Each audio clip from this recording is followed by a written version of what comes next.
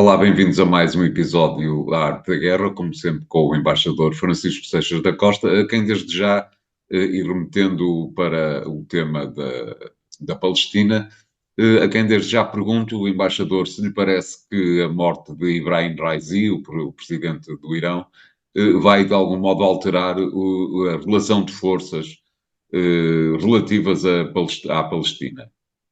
Bom, é evidente que vai causar uma instabilidade num dos players locais, regionais, mas não me parece que tenha um efeito imediato. Vale a pena dizer que o presidente iraniano que morreu eh, levou a atitude do Irão na região a um novo patamar, isto é, depois da revolução que houve no Irão no final dos anos 70, e princípio dos anos 80, com Khomeini, e depois do surgimento do seu sucessor, do Khamenei, que ainda hoje está, um homem já de uma certa idade e cuja saúde pode indiciar também a possibilidade de uma mudança ao nível da liderança suprema do Irão. Raisi levou como Presidente da República, e vale a pena dizer que o Presidente da República do Irão é uma figura subordinada ao líder supremo, não é a figura central do regime, mas tem um papel importante no executivo local.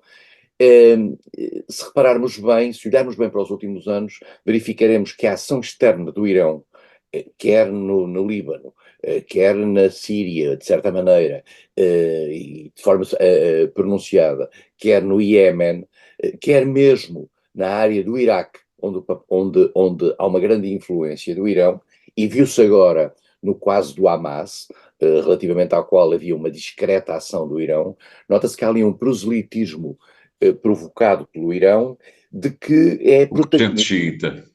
xiita, que é protagonista Raisi. E, portanto, esta ala xiita do mundo muçulmano, que está dividida entre xiitas e sunitas, e os sunitas têm várias alas entre si, uma mais turca, outra mais Arábia Saudita, estava a assumir uma grande importância no plano externo. E mais do que isso, se nós nos lembrarmos bem, a decisão tomada há semanas pelo Irão, no sentido de atacar Israel, depois do ataque que Israel fez ao Irão na embaixada em Damasco, traduz, digamos, uma ação externa do Irão com uma dimensão que raramente se tem visto.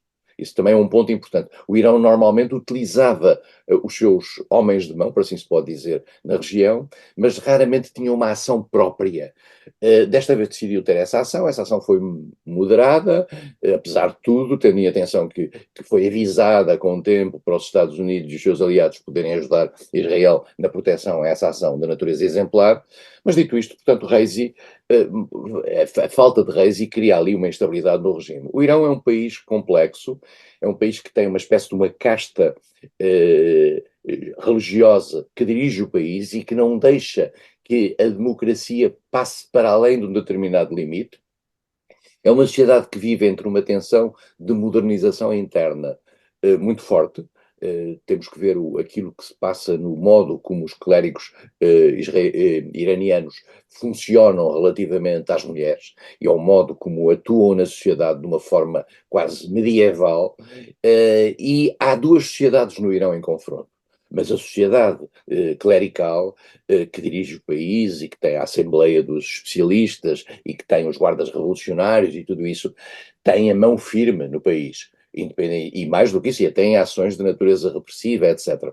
E, portanto, não se prevê que haja uma mudança muito grande, vai haver umas eleições. Estas eleições no Irão faz-me lembrar aquelas eleições que havia em Portugal no tempo do Estado Novo, em que, não feitas as comparações e a diferença das comparações, em que era preciso o candidato ser vetado internamente relativamente sobre se tinha ou não condições para concorrer, e assim é no Irão. No Irão houve, nas últimas eleições, havia 70 e tal candidatos, nós chegámos a falar disso aqui, havia 70 e tal candidatos, depois foram reduzidos a 10 ou 11, não sei bem, as mulheres desapareceram, e entre esses candidatos ficaram praticamente só candidatos do regime, e mais do que isso, candidatos do regime que não tinham qualquer sentido de modernidade face ao regime. Portanto, A sensação que há é que neste momento há uma espécie de apelo às armas e, internamente dentro do Irão vai sair um candidato completamente ortodoxo e, portanto, não vai haver nenhuma mudança. Pode haver alguma dificuldade da nova liderança de ter a autoridade que Reis, entretanto, já tinha criado.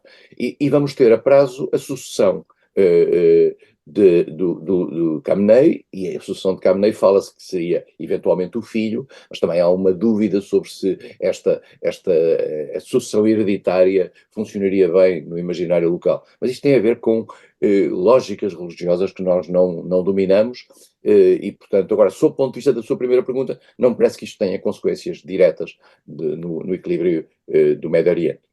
Entretanto, no que tem mais diretamente a ver com a Palestina, o governo israelita diz que, afinal de contas, vai passar a um plano B relativamente a Rafah, que, de algum modo, diz o governo, será mais contido do que aquele que estava inicialmente previsto. No meio disto tudo, ainda há a questão do Tribunal Penal Internacional, que aliou toda a gente contra aquilo que foi a decisão do Tribunal de levar um mandato de captura até alguns membros do Hamas e até ao Ministro da Defesa e ao Primeiro-Ministro israelitas. Há dois tribunais aqui relevantes para esta questão. Um é o Tribunal Internacional de Justiça, que tem, em que há queixas, nomeadamente uma queixa proposta pela África do Sul relativamente a Israel, ao Estado de Israel, no sentido de o acusar de um genocídio em Gaza. E essa é uma queixa diferente. Este é o Tribunal... E que a Jordânia, já agora, se me permite interromper, embaixador, e que a Jordânia está a pensar seguir. Bom, a Jordânia tem um comportamento, eu diria, de certo modo equívoco nesta matéria, porque por um lado protege Israel. Bem, olhando para a geografia percebe-se as dificuldades da Jordânia, mas, e portanto, por outro lado, tem uma atitude que não pode ser muito diferente do resto dos países árabes. E, portanto, estamos aqui numa situação complicada. O reino da Jordânia é um reino muito limitado nas suas opções geopolíticas da região. Mas, portanto, o Tribunal Internacional de Justiça tem essa queixa, e tinha a ver essencialmente com o ataque a Rafah e a possibilidade dessa jurisdição se aplicar a Israel, e vale a pena dizer, o Tribunal Internacional de Justiça tem, digamos, jurisdição sobre Israel, é um tribunal que funciona no quadro das Nações Unidas. Outro é o Tribunal Penal Internacional. O Tribunal Penal Internacional é uma entidade criada, digamos, há 20 anos, há quase 20 anos, num âmbito internacional, mas que só depende dos países que forem dela subscritores. Israel não é subscritor do Tribunal Penal Internacional, os Estados Unidos não são, a Rússia não é, a China não é, mas o Tribunal Penal Internacional julga pessoas e só as pode julgar presencialmente. E o Tribunal Penal Internacional foi identificar pessoas que poderão ter cometido, no quadro da guerra na Palestina, atentados contra contra a humanidade e crimes de guerra. E são pessoas. E essas pessoas foram o primeiro-ministro israelita, o ministro da Defesa e 3 líderes do Hamas. Dir-se-á, o Tribunal Penal Internacional foi um pouco salomónico, no sentido de ter pessoas do Hamas e pessoas do regime. Bom, em relação às pessoas do Hamas, tratando-se de um grupo político com características terroristas, é perfeitamente normal que esse tipo de identificação possa ser feita. O caso de Israel é mais complexo, tendo em conta aquilo que é a tradicional proteção que Israel merece, nomeadamente no mundo ocidental. E, portanto, já vieram a jogo, normalmente, aquilo que são os parceiros, digamos, de Israel, no quadro internacional, em particular os Estados Unidos, mas também veio a jogo o Reino Unido, veio a jogo a Áustria, que são protetores objetivos de Israel. E vale a pena dizer que o Reino Unido e a Áustria são subscritores do Tribunal Penal Internacional. Diz-se, mas qual é a importância disto? A importância disto é muito simples. É que os subscritores, e são muitos, são 100 e tal, do Tribunal Penal Internacional, creio que 130, não tenho a certeza, são obrigados, no caso de alguma das pessoas envolvidas nesta queixa, passar por lá, a prendê-los e a entregá-los ao Tribunal Penal Internacional. Portanto, Putin está nessa situação, vale a pena lembrar. Quem? Desculpe. Putin está nessa situação. Putin está nessa situação. Mas eu, aliás, quer dizer, não vejo, digamos, rasgar de vestes muito grandes quando Putin é acusado pelo Tribunal Penal Internacional, e há boas razões, aparentemente, para isso, e com Netanyahu já há uma maior complacência de vários líderes ocidentais. Faz parte das lógicas da guerra e das lógicas da tomada de posição internacional. E, portanto, nós estamos neste momento aqui numa questão que, aliás, está longe de estar decidida, tendo em atenção que o Tribunal Penal Internacional precisa de mais 2 meses para concretizar estes mandados de captura. Estes mandados de captura é preciso passar por um painel de juízes. E vamos ter aqui, de facto, uma discussão. Dito isto, digamos, há alguma lógica, e eu diria que o Tribunal Penal Internacional corre aqui algum risco de ser mais divisivo. De todo modo, há aqui uma espécie de dignidade do Tribunal Internacional, onde nós sabemos, isto é importante, que nas últimas semanas foram feitas várias acusações, várias pressões junto ao Tribunal Penal Internacional. E é bom que o Tribunal Penal Internacional tenha decidido, digamos, ir por este caminho. E também há um ponto importante, é que ao colocar o Hamas e Israel, digamos, no mesmo plano, não os coloca no plano ético, quer dizer, não coloca no plano, porque um é um grupo político com naturezas terroristas, o outro é um Estado que tem demonstrado em ações que são largamente condenadas pela comunidade internacional, um exagero no seu processo de legítima defesa, que coloca quem é responsável por estas ações, e são personalidades de extrema-direita, vale a pena dizer-lo alto e bom som, dentro de Israel, que colocam este tipo de ações em nome de Israel. E, portanto, eu acho que vale a pena esta discussão. Quem não deve, não teme. Claro. Obrigado, embaixador. Vamos ficar por aqui nesta primeira parte do programa. Voltamos já de seguida com o segundo tema e até lá.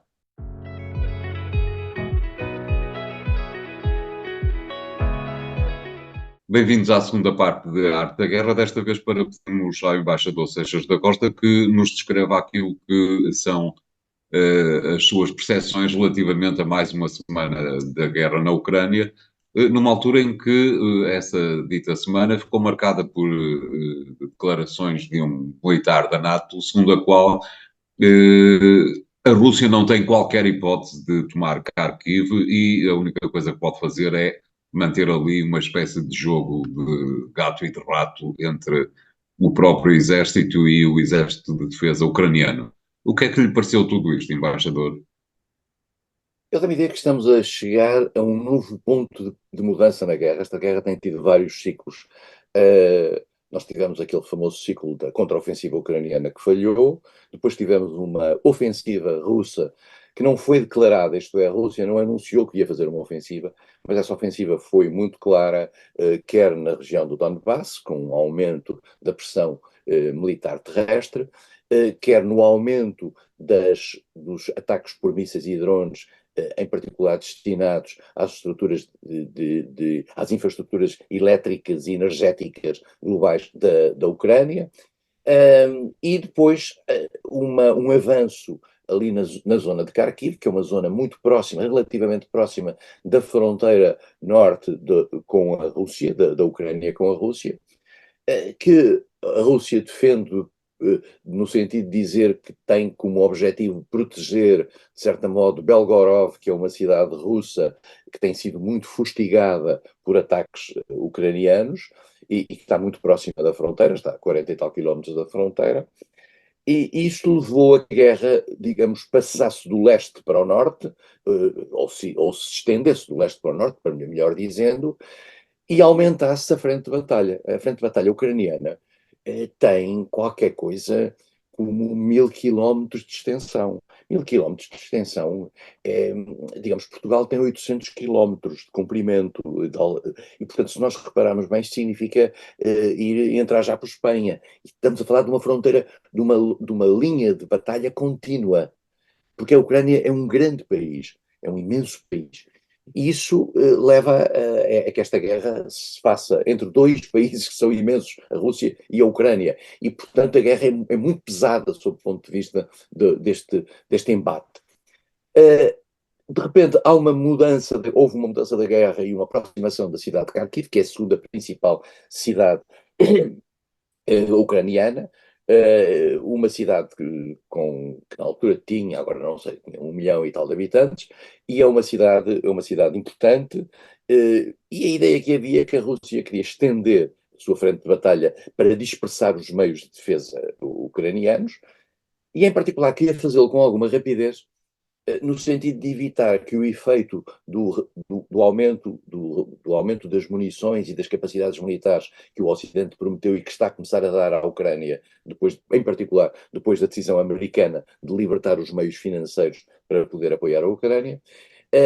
E, portanto, a Rússia fez este avanço muito rápido e agora a sensação que há é que, como o António disse, a capacidade russa de entrar em Kharkiv é limitada. Há quem diga, os russos dizem que não querem entrar em Kharkiv, mas a palavra de Putin não é necessariamente uma coisa que vale a pena tomar por conta. Mas, portanto, os russos querem cercar Kharkiv e, em particular, devem querer fazer uma espécie de tensão psicológica para tentar que as pessoas fujam de Kharkiv, o que criaria um efeito psicológico muito grande. O abandono da segunda cidade ucraniana teria um efeito muito significativo. Veremos em que medida é que os novos materiais podem ser utilizados pela Ucrânia de forma eficaz. Nas munições, já começa a dar-se conta da capacidade de munições. Havia uma rarefação das munições importante, mas agora vêm aí novos tanques, vêm os Abrams, vêm os Leopard, vêm se calhar os F-16, e agora há uma ideia peregrina que é colocar, que é uma ideia do Ministro dos Negócios Estrangeiros ucraniano, que eu, enfim, espero que não vá avante, por uma razão que explicarei logo, que era que os países vizinhos da Ucrânia utilizassem bases nesses mesmos países para proteger digamos, os céus da Ucrânia com os F-16, deixassem que os F-16 partissem dessas bases para poder liquidar, digamos, as defesas russas, ou os ataques russos. Isso significaria utilizar território fora da Ucrânia para atacar a Rússia dentro da Ucrânia. Então, a possibilidade e o risco de um patamar acrescido em matéria de guerra é muito importante. E há aqui um ponto que nós temos às vezes iludido, pensamos que esta guerra é uma guerra entre a Ucrânia e a Rússia. Esta guerra é uma guerra entre a Ucrânia e a Rússia e, obviamente, a decisão ucraniana de negociar ou não, a decisão russa de negociar ou não é entre eles. Só que a partir do momento em que a guerra possa passar a patamares que envolvam países NATO que não estão em guerra com a Rússia, repito o que tenho dito aqui, a NATO não está em guerra com a Rússia, nenhum país da NATO está em guerra com a Rússia. A partir do momento em que aeroportos e bases nos países NATO fossem utilizadas para atacar forças russas dentro da Ucrânia, a possibilidade disto ser entendido como um ataque da Ucrânia, da NATO à Rússia ou de países NATO à Rússia, era evidente. Como, aliás, o seria se acaso a NATO decidisse pôr tropas dentro do território, tropas suas, ou países NATO. A diferença pode ser importante. E nessa altura, a guerra passa a ser nossa. E como passa a ser nossa, nós também temos uma palavra a dizer sobre essa guerra. Porque tratando-se da NATO e passando a NATO a ser um alvo eventual de ataques russos, nomeadamente ataques de natureza militar e nomeadamente ataques de natureza militar estratégica, toda a NATO passa a ser um alvo russo. E isso, quando digo a NATO, digo Portugal. E, portanto, nessa altura a guerra passa a ser nossa. E por isso mesmo também o futuro da guerra e as decisões para esse futuro da guerra também passam a ser nossos. Nossos globais dentro da NATO. Razão pela qual não é só uma questão ucraniana. E por isso mesmo, quando determinados patamares podem ser decididos pela Ucrânia, se acaso envolverem meios NATO, os países NATO têm que estar envolvidos na decisão. Na decisão. Isso é da maior importância. E por isso mesmo é que os Estados Unidos são muito cautelosos nesta matéria. Na Europa há um país também cauteloso, que é a Alemanha, mas a Alemanha é mais flexível nesta história, atendendo, digamos, aos aspectos de natureza histórica.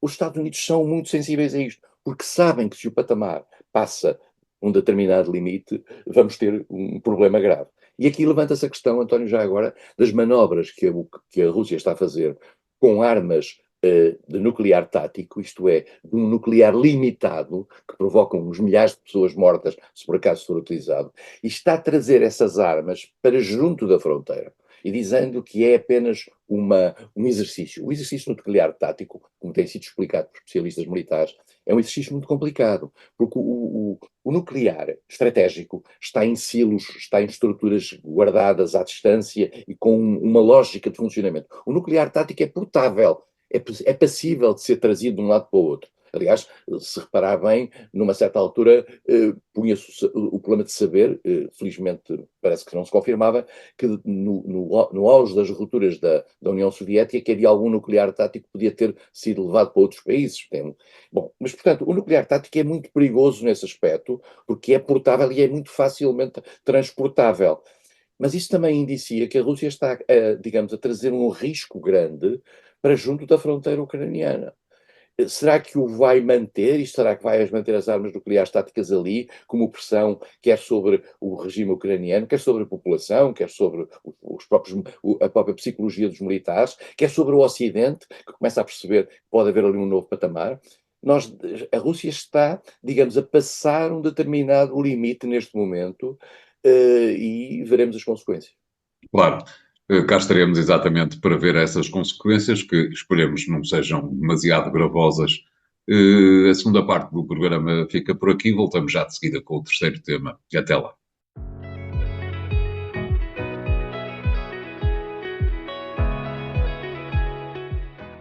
Bem-vindos à terceira parte de A Arte da Guerra, desta vez para pedirmos ao embaixador que nos diga o que é que, e alavancados num tema que há uns tempos atrás, há mais de uma semana, esteve em cima da mesa, perguntava-lhe, embaixador, afinal de contas, para que é que serve a CPLP?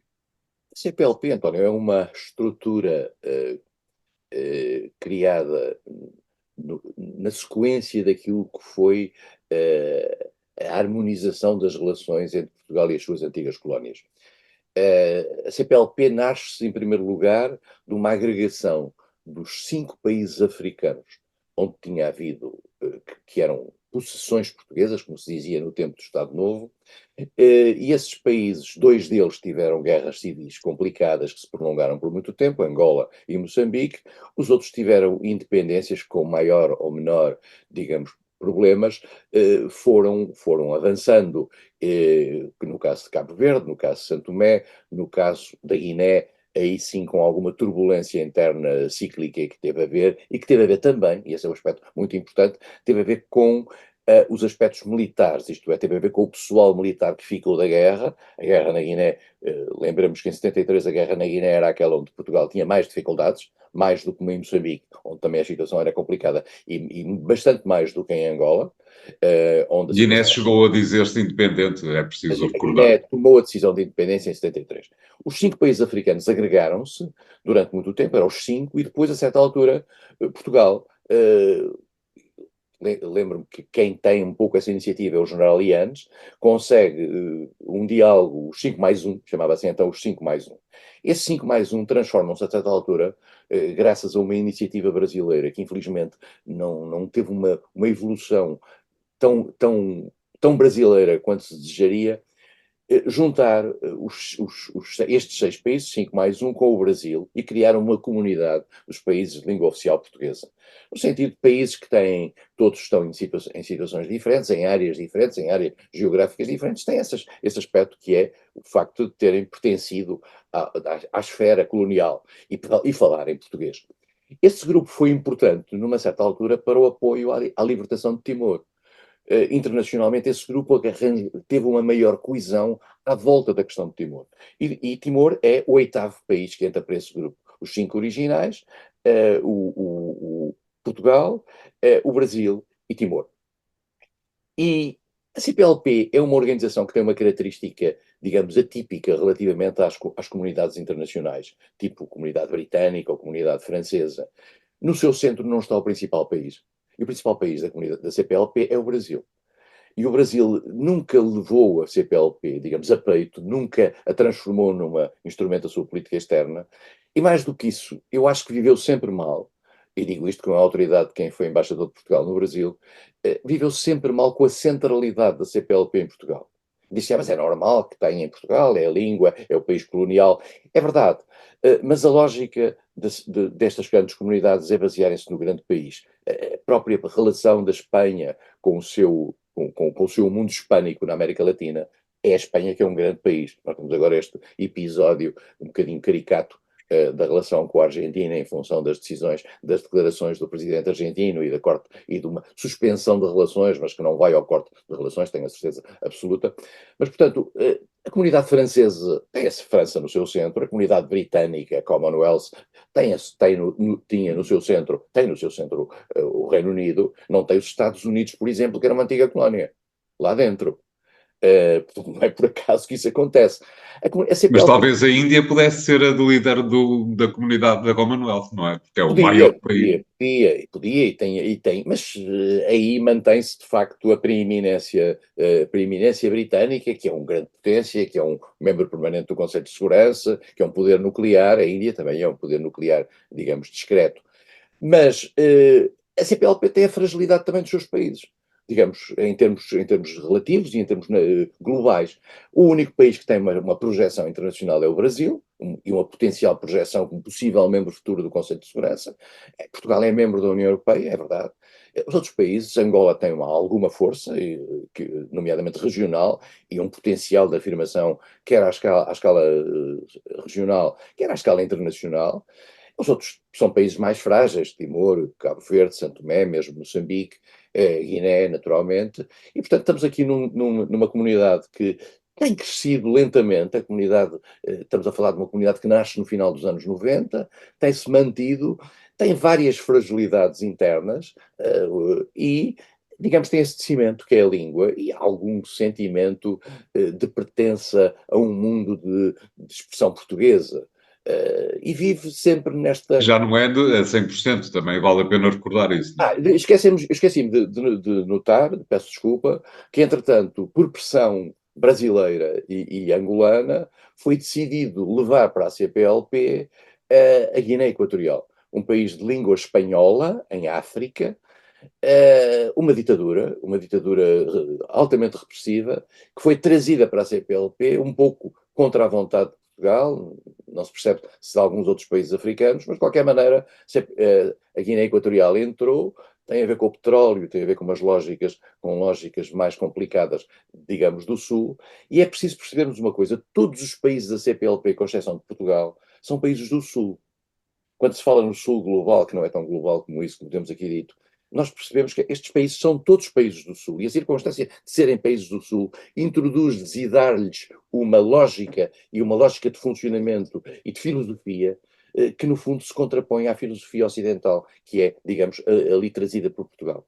E outra coisa que vale a pena também recordar, e que é uma idiosincrasia com algum interesse, diria eu, é o facto de, por exemplo, Moçambique se ter inscrito, digamos, na Commonwealth também. Isto é, o primado da língua também se perde um pouco no meio de tudo isto. E há uma relação próxima com outras comunidades, como a comunidade francesa por parte de Angola e por parte da Guiné.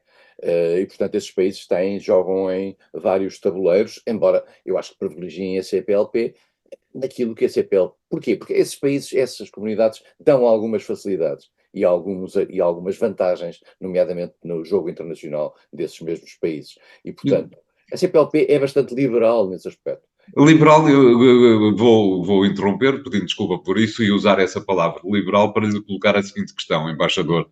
Um, nomeadamente porque tem a ver exatamente com este facto mais recente de vários países da CPLP terem concluído acordos de vária ordem com a Rússia. A pergunta é: cada país da CPLP corre por conta própria, muitas vezes para sentidos completamente contrários àqueles que outros países da CPLP têm como estratégicos.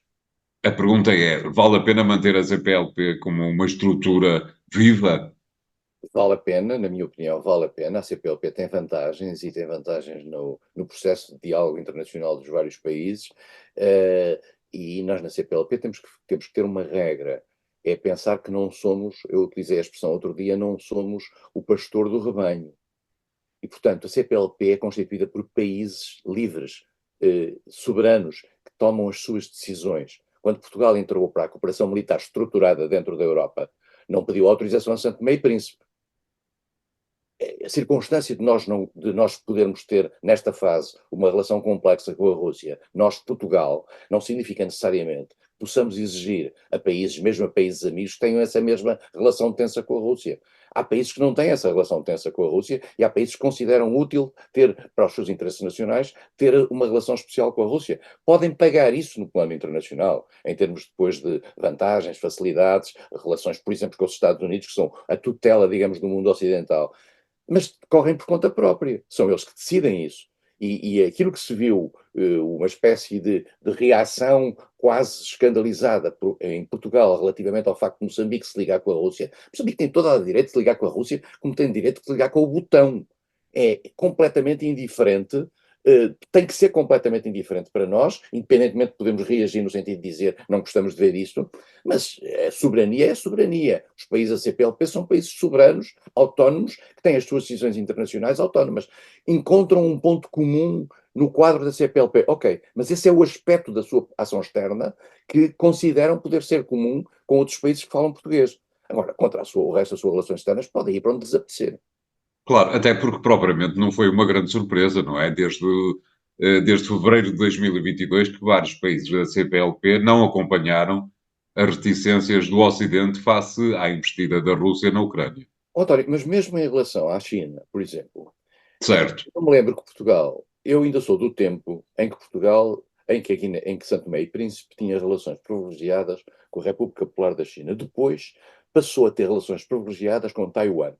Depois passou a ter relações privilegiadas com a República Popular da China, outra vez.